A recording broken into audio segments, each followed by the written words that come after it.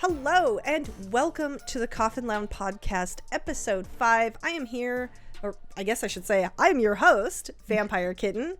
I am here with Jessica Lovelace, the Vampyre Witch. Can you tell us a little bit about what you do? I am a small business owner that runs a online witch shop, for lack of a better descriptor.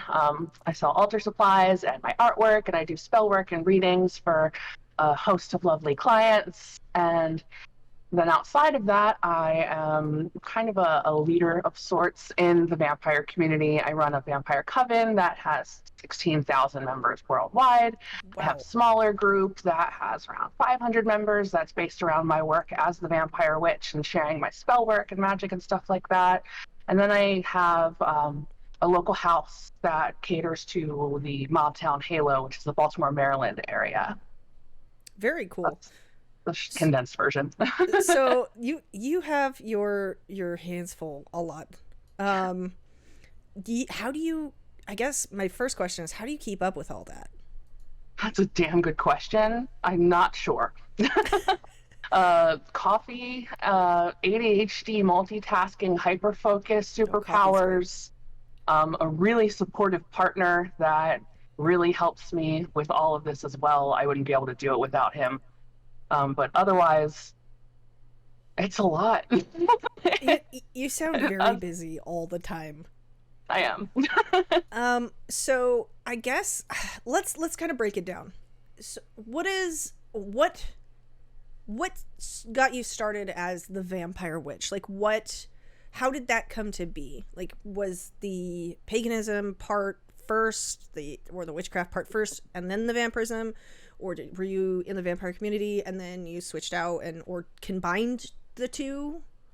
It kind of naturally happened together. When I awakened, awakening is when you figure out that you're a vampire. I was totally going to ask you to explain that, so I'm so glad that you did, because we've had a couple of vampire guests, but we haven't deep dived into vampirism probably until this episode. Okay. So yeah, awakening is just most people know what a spiritual awakening is. A vampire awakening is essentially just the same sort of situation, but when you realize that you are part of the vampire community for whatever reason. So that happened for me very, very young, around 12, 13, and I also started practicing witchcraft around the same age. So I had this big giant awakening of my spiritual side and my vampire side at the same time. And because of that, my path the entire time has been very interwoven. My vampire side and my witch side were never two separate things, right, even though that was very controversial at one point in time in community history. But because of that, the Vampyre Witch didn't come until much later, a couple of years ago, honestly. When I started my business, I knew I kind of had to brand myself as the head of the business, as one does, whatever. And I didn't really have a fancy name for myself. I didn't have a moniker or anything. So I was like, well, I'm a vampire and a witch. So we put them together, her, the Vampyre Witch. Brilliant. So I just kind of ran with it. I'm VampireKitten, so I get it. Right. It was literally an AOL screen name. I'm dating myself. I mean, I'm so immortal. I don't know what you're talking about. AOL, what is that? That's so new. No, it was my AOL screen name, and there were numbers on the end of it, but I have since removed the numbers, and right. I was going by it for so long that I'm just like, well, I guess I'm the VampireKitten now. So, right. I totally understand. We get trapped within the things that we've done to ourselves. Right. It was just easy. When I was branding there, the blank witch was just a very popular combination for branding. And I was like, well, nobody has the Vampyre Witch. What I do is project witchcraft that is very painted with the vampire paintbrush. It is what it is. So I went with it and it worked. So going back, since I made a joke about immortality, and I would like to mention that is a joke. I don't think that. Because some people take things way too seriously, and literally, even though it was obviously a joke. Yes, physical immortality is not real. I'm so sorry, friends. So touching a little bit about that, when people awaken, it's usually like a kind of spiritual awakening, but the vampire community as a whole is not what like the layman thinks it is. Everybody thinks, oh, vampires are the immortal, movie, scary, blood-sucking creatures, when in reality, the vampire community is a subculture of people who do energy work at its base level. Could you explain? So could you explain a little bit about, I guess, your experience with the vampire community and a little bit about how you got involved in your local community? Sure. My experience with the vampire community, when I was young, I was talking about my awakening so young. Because I was so young, there was limited info. It was early 2000s, and the community then was not what it is today. And because I was so young, we don't usually, we're not supposed to deal with teenagers. Nope. It's just nobody under 18, just because of the subject matter and how sketchy it can be and just so on and so forth. But because I was so young, I found a couple websites. Drink Deeply and Dream was my gateway into... I don't even know. Is that still around? It is. It's still up. You can still find it. Whoa. But that was my gateway into learning about the community when I was very young. And I kind of soaked in all the information that I could at my age. And then I kind of put it on the back burner and kind of just kept that in the back of my mind and practiced witchcraft and whatnot until I was much older. I didn't get into the greater vampire community until my mid-20s. And I had missed a lot of history. Things were quite interesting when I came around in 2015. I don't know. No. You're fine. I get it. Like, I kind of had gone through some similar things myself. Like, but if you were under the age of 18 at all, like, nobody would talk to you. Yeah. And so, like, I had written a few things, and I had been involved with the community as, like, somebody who wasn't 18 yet. And so a lot of people tended to kind of come and talk. We talked to each other, message boards, whatever, because that's who we had. We had our age group. Right. The fact that you're mentioning Drink Deeply and Dream, there was Sanguinarius. Mm-hmm. There was, oh gosh, there were so many. Vampire Church was one of the first ones where I actually met people who were generally just kind of helping me point me in the right direction, but not like really getting involved with me, which is totally understandable. I get it. But it's really nice when teenagers kind of take it upon themselves to sort of find each other and kind of help guide each other. Speaking of something, I realized something wild within the last couple of days. Have you been on Therian TikTok? I don't know. Do you know what Therians are, right? Yeah, but the phrase Therian TikTok kind of frightens me a little bit. It's kind of wild, and I encourage you to go look at it.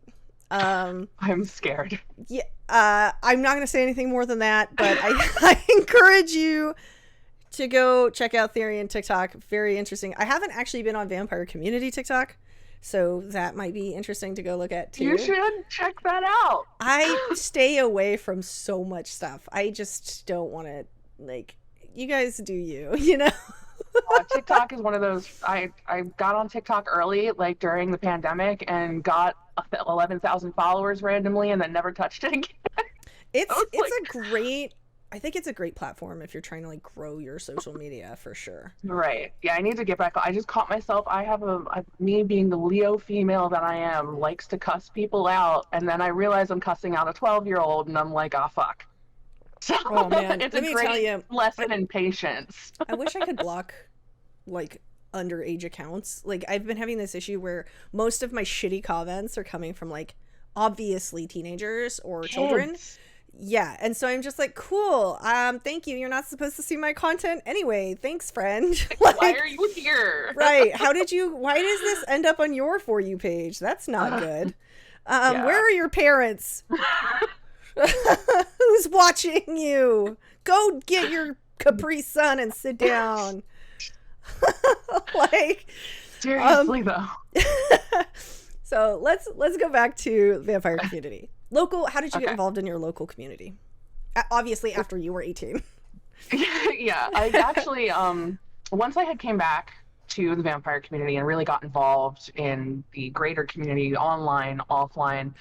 My local area didn't actually have a local community. I had lit beacons. I was like, if you're around, say something, because I'm about to start doing shit, and if you want to have a say in it, please like let me know. I'm not trying to step on any toes. And I like threw that all over the internet everywhere. I was like, come out wherever you are, Right. shit. So nobody did. By the time I started what we now call the Mobtown Halo, it was me and two other people. It was another guy who was supposed to be the leader of the area, but he ended up moving to Delaware and kind of just didn't do anything. So Right. I took it upon myself to kind of try to wrangle the vamp cats. Ah, VampireKitten. Ha ha ha. That is so me. Try to wrangle me. Let me tell you. It's probably about. It's an adventure. I'm sure, right? Trying to get the vamps together is an adventure. So actually identifying with the VampireKitten trope, no, I'm not wrangling. But no, it was around like 2017 is when I really started trying for the local community, and there was 3 of us at the time. And it's like trying to pull teeth, trying to get people together. It's really difficult, but over time and just consistent effort, the Momtown Halo group has around 80 people in it now. For a couple years, I used to run something called the Vampire Court of Baltimore. I was the queen of the court. I got rid of that, though. That didn't work out. I think it's interesting that people don't understand that people aren't, when they say king or queen or lord, lady, whatever, it's literally a title that kind of shows that you are in charge.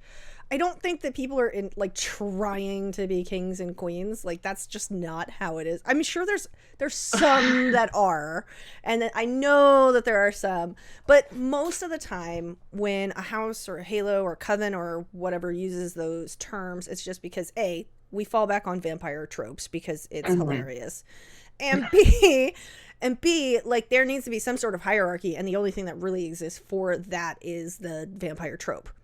So I think it's interesting that we still use those things. I mean, we could change it, but at this point, it's so now ingrained in the community that I think I have opinions on that just from my own personal experience of living that and watching everyone around me. I mean, if you want to talk about it, I don't know how deep into it. Okay. Well, so I was very. When I got to the community, I have always been a very passionate person and loud about, doing right and being, having integrity and honor and things like that. So I got roped into becoming the queen of the court of Baltimore and running Baltimore, and that was all well and good. And for about 5 years, I championed for people's ability to exist with whatever label or title or anything that works for them in their community and their little unit. And that's why I held on to the queen title for so long. But sitting, first of all, I hated it. I fucking hate like the idea of being called royalty makes my skin crawl. That's just not who I am. I did it because that's what I was supposed to do. But sitting there, a good 80% of people that adopt these royal titles have ego that drives it. Yeah, it goes to the head eventually It starts noble, or they have these noble things that they project onto the internet, but they're really kind of douchey. And I've noticed it's dying down in popularity now that the MTV circus that was the Vampire Court of Austin has died down.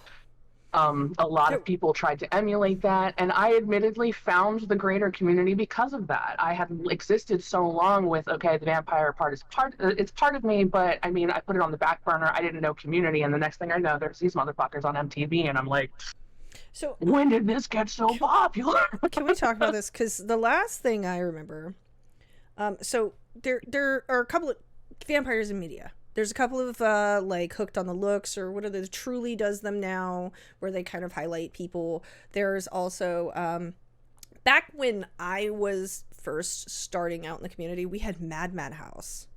Yes, Don Henry. Right. So that was all we had. And then there were a couple of like documentaries about like New York vampires. There was like some other underground like goth club kind of stuff. But there wasn't really vampires in the media, and if there was, they were very much not prevalent and made fun of a lot. So I personally I don't know anything about the Court of Austin show. Can you explain like what was it called? Because I don't even know. It was an episode. It was 2 episodes of MTV's True Life. True Life. Okay, that tracks now. Okay, I was like, I don't remember there being a vampire show. No, they didn't have their own show. It was 2 different. It was I Want Respect for My Sect, and then I think it was an actual episode based on vampires that they did. All right, that's what I was wondering, because I was like, I don't recall there being another show. And then I'd also like to mention, this is not promotion. I think it's, I mean, I guess it is kind of promotion, but they didn't ask me to do this. I think it's really interesting. Have you seen what Michelle Belanger is doing? Yes. So New Blood looks really good. Yeah, super stoked that Kickstarter made it. I am really excited too, and I hope we get a really, really good like paranormal / vampire show out of it. But I'll make sure I put that in the description too, so people can find New Blood, because I think that you all should subscribe on YouTube and go check it out. Yes. It looks really good. So anyway, let's go back. Sorry. You were queen in this house. I was queen of the court. And then in 2017, I became queen of the Court of Baltimore, but in 2018, I started my own house, because I already had known at that point that the queen part of my life was a temporary fixture. I was not going to be that forever, and I knew that, and I was kind of preparing for that. So I started my house. I'm sorry. I'm trying to. I got notes. I'm trying to understand. House of Omnia Corvus. Yes. Okay. Just want to make sure that's the house, right? Yep. House Omnia Corvus is the house. All Raven. We are all very Raven, Crow, Corvid gang spirits together. I love it. The concept Omnia Corvus, all Raven. I am going into like my personal practice. I am a witch, but I also kind of have an omniist view. Like everything tracks in a way. Everything, I kind of believe in a way that most things are just a giant game of telephone that are culturally biased for their area and their resources and, their stories and whatnot, but it's all kind of telling the same thing. So I have this omniist, like open to whatever, use what works kind of view. So Omnia Corvus, we take all the wisdom that the Ravens bring, sort of like how Hugin and Munin are thought and memory, and they see all the things and they bring the wisdom. So that's kind of where Omnia Corvus comes from. I like it. But we got started. I just kind of, like I said, I knew the court thing wasn't going to work. I used it as kind of like a public platform to draw people out of the community and be like, hey, we're here, we're loud, we have this vampire court. If you're vampire adjacent in Baltimore, like, hey, check us out, come play with us. We do like goth picnics every year, twice a year. We still do those even though the court's not around, but we were doing like museum visits and going to like state parks and just doing meetups to get to know each other and kind of drag people out and really get the community rolling, because there was nothing here. So that's kind of what the Vampire Court of Baltimore did. I dissolved that last year. Okay. Was there a reason why? I said, was there a particular reason why, or? My focus, I couldn't do the royalty bullshit. Like, I got tired of dealing with people. Like, there was this expectation that I was supposed to be queenly and ladylike, and I was supposed to be good to all the public of my whole kingdom, and like, fuck that. Yeah. So I mean, your whole, I guess, goals changed. All your goals changed. Yeah, my goals changed. My view of the community changed. I grew. I took off some of the rose-colored glasses that I had when I got here about unity and kumbaya and we're all gonna get along and we're all gonna do whatever, because that's not really how anything works, even though people wish it did. I don't know, that sounds really bleak. I don't mean to sound so bleak. you're not. No, actually, no, you're 100% factual. I left the vampire community for a really, really long time because I was personally tired of it myself. I was tired of the drama. I was tired of hearing about all of the very terrible things that terrible people were doing under the guise of the community. I was tired of people being shitty to each other for no reason because people had different opinions on how things, like, these are, end of the day, this path and any path that you take in life is your own personal path, and whatever you believe, despite what anybody else thinks, is what you feel and believe in, and nobody's going to change that. You can't say, oh, well, your paganism is wrong, or your meditation is wrong, or whatever is wrong. There is a generalization of what that is to everyone, and it's up to people to take that path and make it their own, which is why I'm like eclectic pagan. I'm a mix of a bunch of things. So you can't tell me that what I'm doing is wrong when you don't understand my path because you aren't living it. Yeah, for sure. The wayism in the vampire community, it used to be so bad. It still is, but people have kind of lost steam post-COVID. I'm really happy about that.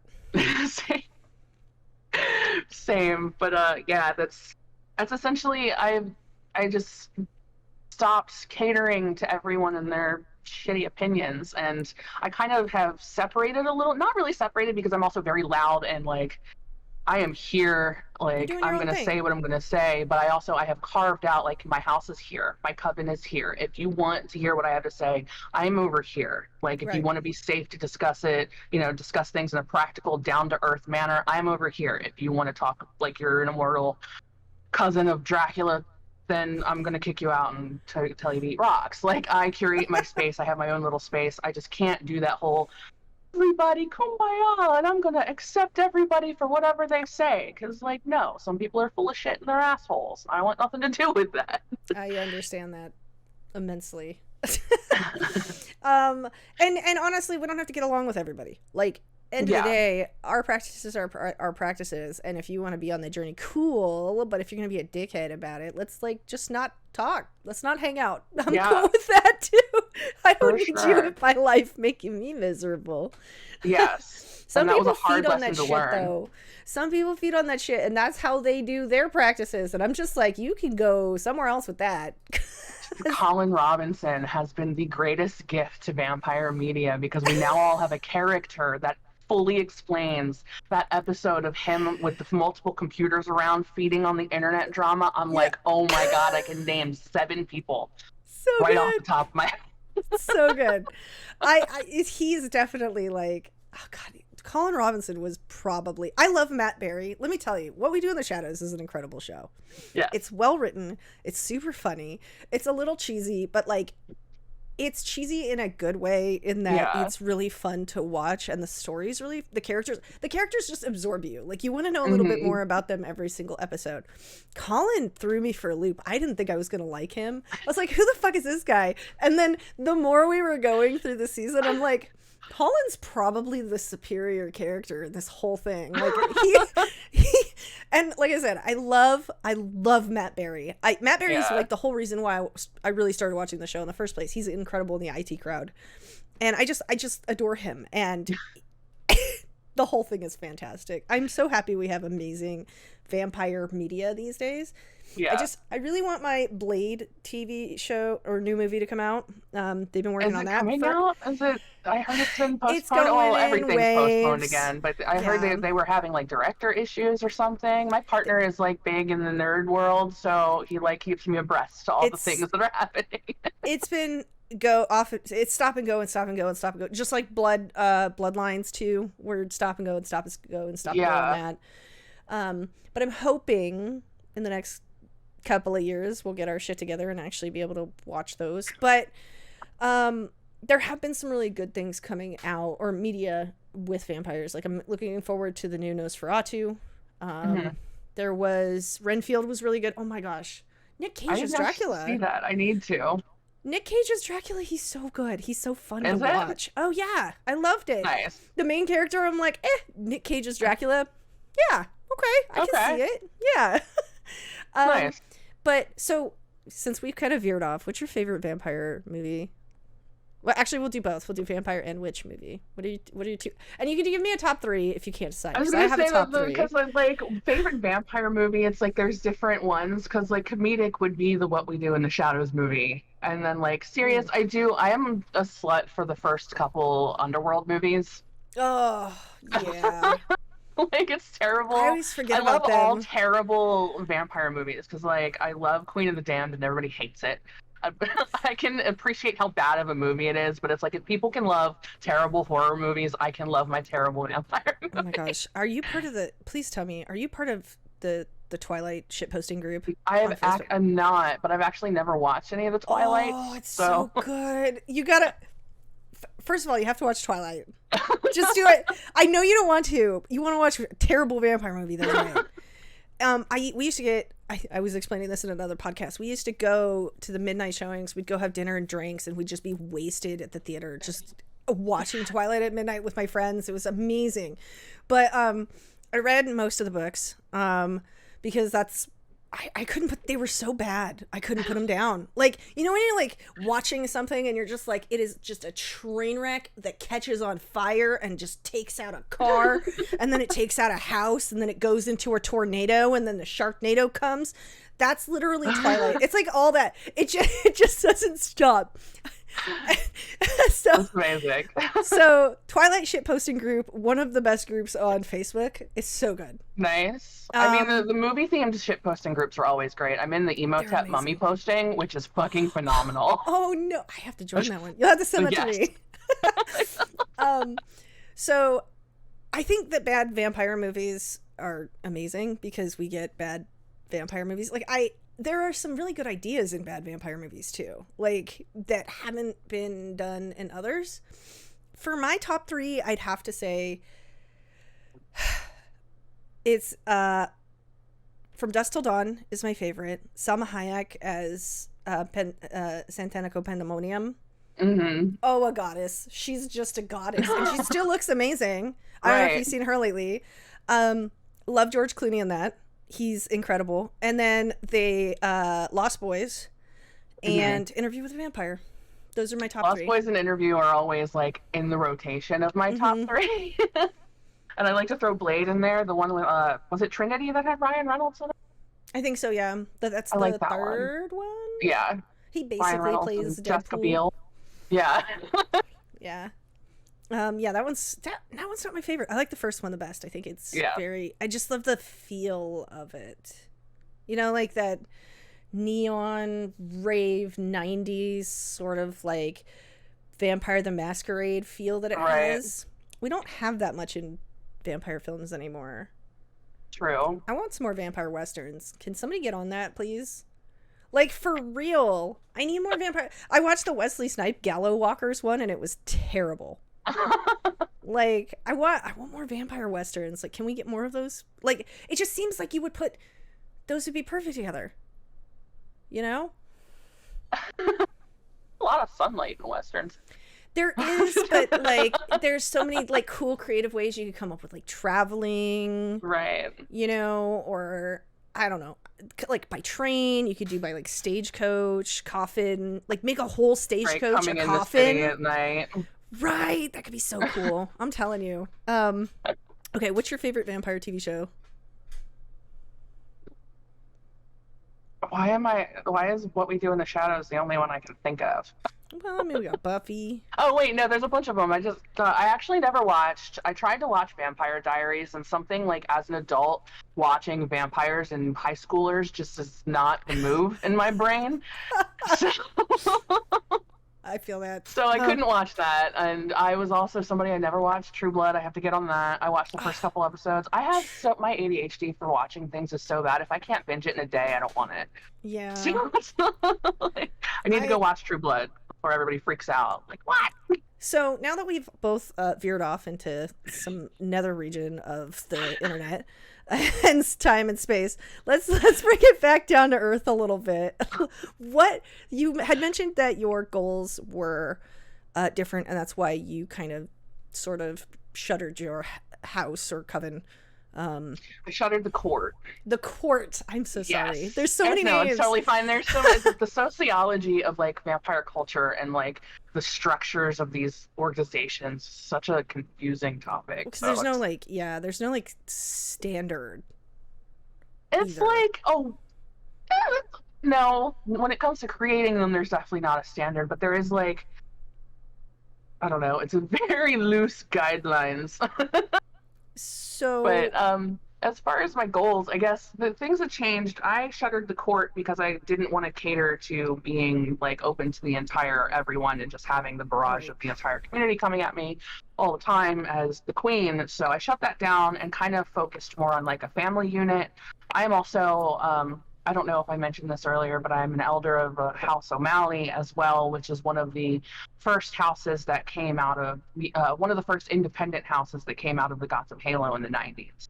right. So I do a lot of work trying to work with my family, not only O'Malley, but my house is a bloodline extension of that house. And a bloodline, for anyone out there that wants to know what a bloodline is, it's basically just like a spiritual tie to a family. It's kind of like a coven, all being of the same lineage. It's the same kind of concept. So if anybody has any questions about that, but it's a lot of my goals have been focusing on my family lately, trying to get us together and doing things like book clubs and classes and full moon rituals, even though we do it mostly on Zoom because we're all spread out through all the country. But, you know, just creating bonds together with people that I'm close with and trying to lift us all up, and so we can all grow together and learn together. Like I'm trying to help some of my family members with their Etsy businesses and stuff like that, and just trying to, like I said, lift each other up in all sorts of facets. But we're also hosting some events lately in the local area as well to try to get back out there into trying to wrangle the vamp cats again. Right. So I'm doing a vampire speakeasy at the end of September on full moon, the 29th. So that'll be fun. We're trying to get more like events that are very obviously created for vampires and anyone that is adjacent to the vampire community, witches, goths, anyone that is open to us is welcome. But it's about time that our area has like a visible haven or event where our kind can come and be ourselves. Right. So speaking of that, let's talk a little bit about your I guess you do readings, you have a store, I do all the things. You're a spiritual guide. So it looks like you've taken what you were doing publicly and sort of reel it back in and sort of started creating like a huge business with this. Like, how's that going? It's going well. Before COVID, I was a security manager and for a decently large event production company. Right. And through that, I had to kind of guerrilla psychiatrist a lot of people. I don't know if I know you have, but music festivals in the woods can get real interesting, and people do a lot of interesting things and ingest things, and they have crises. Let me tell you, I have been many a trip sitter. Yes. In my time, I am rave mom.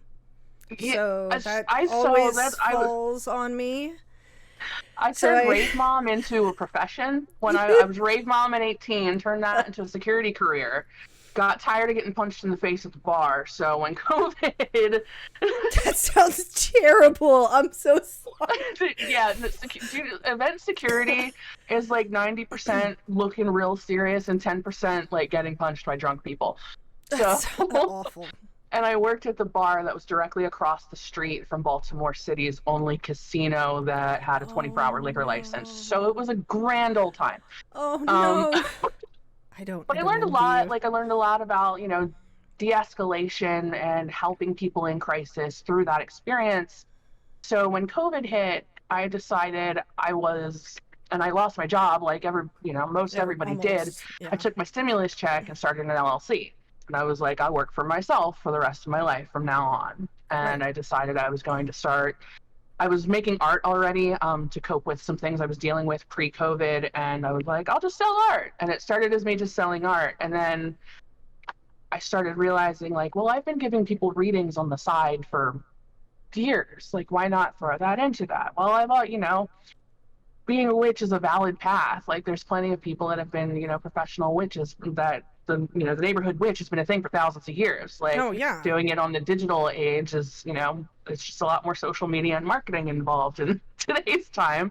But yeah, it's been a really fulfilling path so far. It's been 3 years.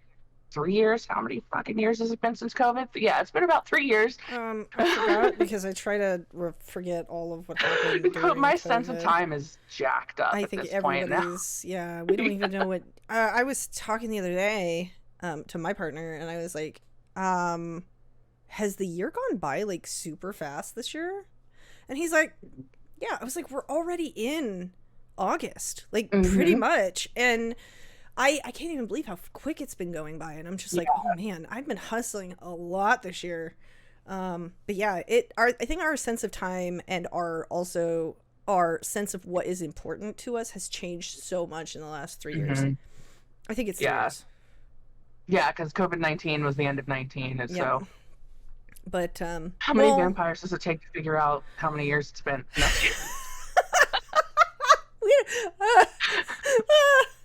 Two. Okay. That was good. That was really good. Oh man. Yeah. So congratulations on starting your LLC. That's really important. Thanks. It's very exciting. You have so much going on.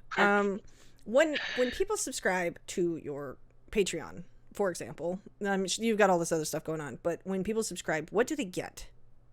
Like what? It depends on the tier, and I'm actually about to rework some of that to add more. But there is, all patrons get access to things that I write, and I usually always post my things to Patreon before I post anywhere else. Right. So all of my writings on magic or updates about the adventures of that, because I went to the House Kemper Gather in Ohio a couple months. How many months has it been? I don't even know. A month or so ago, 2 months, something like that. But I'm also going to New Orleans at the end of the year. Like, I'm going to be posting all sorts of cool stuff from my travels. There's also Vampyre Witch Mail Club, which one of the things where you get these fancy cards from me every month. Oh, those are this cute. One is a devil. Oh, that's super cute. But I really love to send people things. I love snail mail. People don't get snail mail that's not bills, so it makes them really happy, I hear. So I'm gonna send you some snail mail. Some of my cool tiers include that. I also include, I'm getting ready to add spell work and readings to some of my higher tiers, because you can subscribe to my higher price tiers as sort of like a spiritual guidance subscription. So you get readings with me directly. I'll give you spell work. If you want to learn or practice something or like develop a skill of some sort, I can help you work through that. All sorts of stuff. I work one-on-one with people, basically. All of my patrons I work one-on-one with to a certain degree. That's awesome. So you are just full of surprises and fun. And, I'm looking at your website and... Oh, geez, which one? Sanguis Lunarium. Oh, gotcha. Lunarum. Okay. Sanguis Lunarum. And I'm looking on here, and this is just your general website, but I see something about you have appearances and stuff. What is the Coven of the Articulate, the Dark Gift Alliance? That is the Coven of the Articulate is a group in New Orleans, and the Dark Gift Alliance is it's a vampire ball. Fun. It is. It's actually the official after party for the Anne Rice Ball that happens every year in New Orleans, and they are doing like a witchy themed event this year, and I will be hosting the opening ceremony for that event this year. Very so cool. That's very exciting. It'll be my first time going to New Orleans, first time doing an opening ceremony for a vampire ball. So, well, congratulations on that. You have so much stuff happening right now. Also, this is just the cutest little thing. Can we talk about the Musings of Blood? What is that? Yeah, so the Musings of the Blood is a podcast that a friend of mine, Buck Agrios, and I are recording together. We have been talking about doing this for so long, but he lives in Australia and works a big boy job, and The time difference, yeah, I am regularly recording at 3 a.m., but it works out perfect because I'm usually up that late anyway, so it's fine. But I love him to death. He is somebody that him and I have worked together on some spiritual vampirism stuff, sort of kind of tailoring our experiences, and he works in an ecstatic witchcraft sort of practice, and it's very different than the usual ceremonial magic leanings of most vampire magic stuff. So we're trying to articulate a more like ecstatic witchcraft based path or tool set, I guess I should say, because we're not trying to tell anybody like you have to do this in order to be a witch, a vampire witch. We're just like, here are these tools that are different than what's already out there. So what is the podcast about, and when exactly, and when does it air? Like, is it already out? It is not already out yet. I am fighting with Adobe to figure out how to do video editing. So coming soon, very soon, hopefully. What day is it? Thursday? I'm hoping by next week our first episode will be out. And then we're going to record a few more episodes. We want to have at least a few out before spooky season gets here. Right. But it is about basically just Buck and I bullshitting about vampire culture, vampire community, media, art, myths, basically whatever. He and I get together and we have all these great conversations about all of these things when we're not recording. So we were like, hey, let's get together and record a podcast, because once upon a time in the vampire community, there was, albeit very polarizing, but still a lot of information that was coming out from a lot of sources, a lot of opinions that people could read and form their own. And that is kind of lacking these days. Right. And the way people consume information is a lot different in today's society. So we figured, why not have these conversations, put our takes out there for people to listen to, and just have that stream of information if they want it. Right. I think that's really awesome. Well, send me the links and I'll make sure that it gets put into this link. That way people can find it on, going forward. For sure. We're going to make a Facebook page and an Instagram page. Like, we're slow rolling all of the digital footprint for it, but that will be out soon. Right. That takes forever. I'm telling you. Starting a business or new pages or whatever, you have to do everything. You have to do like TikTok and Twitter and YouTube and Facebook, and it takes I'm already doing it for so many things. I'm like, bah! I know. That's why when I started this podcast, I'm like, do I start over or do I put everything under VampireKitten? And I was like, let's start over. Yeah. So, well, that's really cool. I'm actually looking forward to hearing that. How long are the episodes gonna be, you think? I think our first one is an hour, give or take. I think we're shooting for, Buck says he wants to shoot for half an hour to 45 minutes, but I do not foresee us getting less than an hour. But we'll see. So anywhere half an hour to an hour. Okay. We're not trying to go past an hour. We don't want it to be like too long and drown out forever, but right. You gotta find that sweet spot. You'll find it. We'll figure it out. I think sure. This is my first time for me doing anything like this, so it's super learning curve, but I'm excited about it. So I want to go back a little bit. Okay. We talked about our favorite vampire movies, and I want to hear about your favorite witchcraft movies. What are your favorites? What are your favorite witchcraft movies? I feel bad for being a terrible cliche, but The Craft is just a classic. I feel like The Craft everybody loves, though. I know. Like, it's not a cliche. It's kind of one of the more real adaptations of like. I think that's why. Like the Coven, mentality, like how people get together and sort of practice together. I think it's a good example. And the shadow side of it as well, with Nancy going off the rails, and it's like, of course, it's not going to be quite like that in real life, but let a little power go to your head and you might pull a Nancy. Oh my gosh, I'm gonna use that forever now. Hey, why are you being a Nancy today? You're being such a Nancy. Oh, nobody will know what I'm talking about, but it's fine. I'd have to say I have a comfort film, and it is kind of silly, but whenever I'm like feeling down, or I have two comfort films. Whenever I'm feeling down, or I'm lonely, or I'm sad, or I'm angry, I almost always 100% of the time will put on Practical Magic, because that movie, I know it's so cheesy, but that movie for some reason makes me feel so good inside. Like, I don't know what it is. I think it's just like they solve all their problems, they figure it out, and then they're like good to go. And then true love, duh. So like, you know, so I love Practical Magic. And my other one is The Love Witch. Okay. I love The Love Witch. I think it's really well shot. Have you seen that?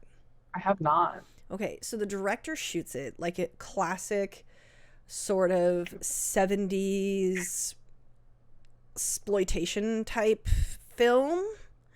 And I don't know how into like film you are, but like her whole body of work, the director, I can't remember her name off the top of my head. I actually went and found her other movie, Viva, because I loved it so much. The storyline is terrible. There's nothing good about it. But the way it is filmed, it's like a 21st century retelling of a 70s like witchploitation film. Interesting. It's very cool, very worth the watch, and the aesthetic of it, and the I guess the makeup and the wardrobe, beautiful. Just even if you just Google Love Witch, you'll be like, wow, this looks gorgeous. Okay, I'll have to check that out. Love it. Yeah. So speaking of witchcraft, I am actually very curious. What is it like being a full-time witch? Like, you are literally doing what people have done for centuries. Like, how does that work with your like current like life, I guess, in general? Like, what does your day look like as a full-time witch? It's a little wild. My day, honestly, being a full-time witch is a lot like doing diet therapy for a lot of people. There are, of course, things that I won't touch because I am not a licensed therapist. I will tell people, hey, you need to go speak to a medical professional or a professional therapist for these things. However, the bulk of people that come to me for help are in some sort of crisis, whether or not it's a tiny crisis that they need help with or something crazy going on in their life. Every day I am fielding messages from people that are in a personal crisis and need help. And it's very exhausting yet rewarding work, and it takes a lot of personal protection and boundaries to be able to handle all of that. But aside from that, it's cool. Like, teenage me would be so proud right now. You know, I wake up, I answer messages, I post, you know, every business has to do their social media work, and a witch is no different. So I am, you know, a slave to social media. But aside from that, like, I set up my altar twice a week, and I get to paint candles and like talk to my spirit allies and work magic for people more than once, you know, a bunch of times a week. And that's my job. And that is the coolest thing ever. It's just not an easy job either. I traded downtime for work that I like. I don't have downtime. Every waking moment of my life I spend on my business or my community in some way. And you know, 90% of my energy is given to others through this work, and it's tough. It's hard. You have to know your own boundaries. You have to schedule yourself, your own spiritual self-care.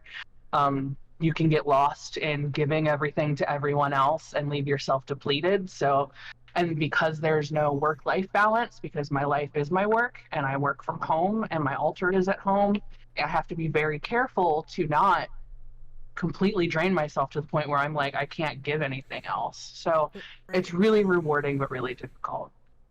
I can see that. That sounds draining, to be honest with you. I'm like a introverted extrovert. Like, I love being outside. I love talking with people. I love socializing. But at the end of the day, when my batteries are dead, I'm just like, oh no, please don't talk to me for 2 days. Yep. So like, I'm the same way. I totally understand. And then like work-life balance doing things at home is so hard, because people always say you never work a day in your life doing what you love, but what they don't tell you about that is when you're doing what you love, you tend to work more and burn yourself out faster. Especially if you have a remote job or you work from home or you run your own business, you will work 60 hours a week versus the normal 40, and you won't always get paid for it. You know what I mean? So like, it's tough running your own business. Like, I totally understand that.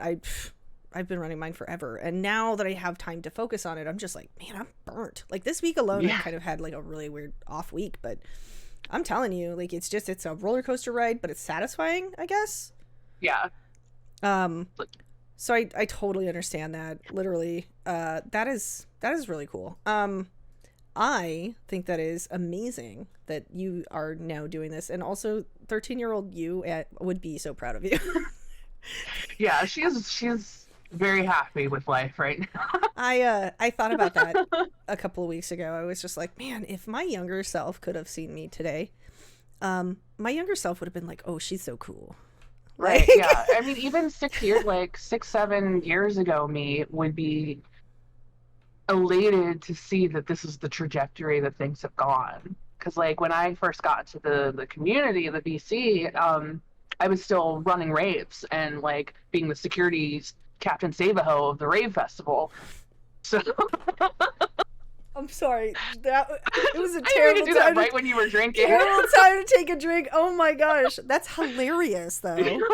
But you're not wrong. Raves are. But yeah, so like, it's weird to say that COVID changed my life for the better because not everybody can say that, and it's kind of a weird concept. Like, yeah, the country shut down and everybody got sick and my life has changed dramatically for the better. I am better mental health. I have like, just all the changes have been fantastic. I do like you said, there is no work-life balance. Like most people with jobs, they're like, I hate my fucking job. I go to work 8 hours and then I come home, but then you get to come home and not think about work for a little while. Right. And while that rinse and repeat really fucking blows, I never have that. I'm off work, I have downtime. And if I try to give myself that downtime, I'm often guilting myself for it while it's happening. So like that, it's kind of a toxic work-life situation, but at the same time, I am very happy with what I'm doing. So it's a trade that I was willing to make, and I made consciously. So I definitely think it's baby steps to your own time, your own personal time. I was doing things back to back to back to back to back. And what was happening is I was just so exhausted by the end of the day. I was like, I have no time for myself. So I have little things that I do. Like I'll do my nails, and sometimes like I started learning how to do the dip and like the gel and all that stuff. Right. That takes hours. That's my time to go, okay, this is something for me. I'm going to work on this creative project for myself that is going to be something I'm going to enjoy for the next 2 weeks. And I'm going to watch some crappy horror movies. And this is what I do. So like I have realized within this last year alone, I have kind of come to this conclusion that while I am working hard, I also need to take better care of myself. Yeah. So I think it's important. I used to go to do 5 things in a day. I've cut that down to 2 things in a day, 2 major projects a day. If I don't get them done, they can carry over till the next day. But like at the end of the day, I think it's important that we find, as people who work from home and as people who run our own businesses, we need to find that balance. And a major part of that is boundaries. People have no idea how many boundaries I've had to put up in the last year because people were just taking and taking and taking and taking from me. And so when I laid out boundaries, first of all, people didn't like that. Second of all, it's not, I can't give my whole 100% to you. If I give 100% to you, I have no percent for me. So I totally agree with that. And it's just like people who are listening that run their own business, I hope that you take the most important advice that I could give somebody as a business owner. Take time for yourself. For sure. Like you have to. Clients will still be there in an hour after you've had your meal. Like they will still be there in the morning after you've gone out and had a date and ate some food and like took some time for yourself. Like, yeah, because I did the same thing. I had to do the same boundary process because people will take and take and take and take, and they don't mean to do it. They can only come to you from their perspective, and they only have their stream of consciousness. So they have no freaking clue how many other people are coming to you with their hand out and how exhausting that is. Like you see the depression memes or not memes, but the commercials. It was like a antidepressant commercial where it's like they're colored, and every time they touch somebody, every time they do something good for somebody, they drain, the color drains from them. Like and the that's Zoloft exactly what it's like. commercials? I think it is a Zoloft commercial. Okay, it was he was like a little dot Yeah, there Was it was the that one? blob dude. Oh, I the think there's a blob dude. blob. Yeah, the blob dude. And then there was one where it was a cartoon of a guy. I Uh, don't know if that was a Zoloft no, no, no. commercial or Oh, not, but it's I the know which same one you're talking concept. about. Yeah, where they were just taking all the color out of him. Yeah, I know exactly Yeah, what. but That's it's such a. just like that as a business owner, like especially Mm-hmm. as somebody if you're providing a comforting service or anything. It doesn't even matter what you're doing, but Right. from my perspective as the witch who I am there to kind of comfort people, give people readings when they need help, give people spell work when they're in crisis, like it's really hard to hold those boundaries when you also have empathy for people's situations. And I Right. find that good people that run small businesses can get taken advantage of because they want to give, they want to help, and people will pull on your heartstrings. But then you're suddenly left depleted because so many people are coming at you with these stories and you want to help them. And sometimes you just can't help everybody. Right. Absolutely right. I'm telling you, small business owners, listen up, because this is the stuff that you learn after you start your business. You Mm-hmm. don't know it before, and then you learn as you go along that you just have to find your balance, and it's so hard. And it doesn't make you a bitch to have boundaries because No, people will not at start to all. make you Not at all. feel bad as well for You not can't feel catering guilty. to them at the moment. And they're like, jump, jump, jump. And it's like, no, oh, no, well, you're a bitch. Cool. Exactly. Thanks. Glad we could have this talk. I Good, appreciate yeah, you. good talk. Thanks. Goodbye.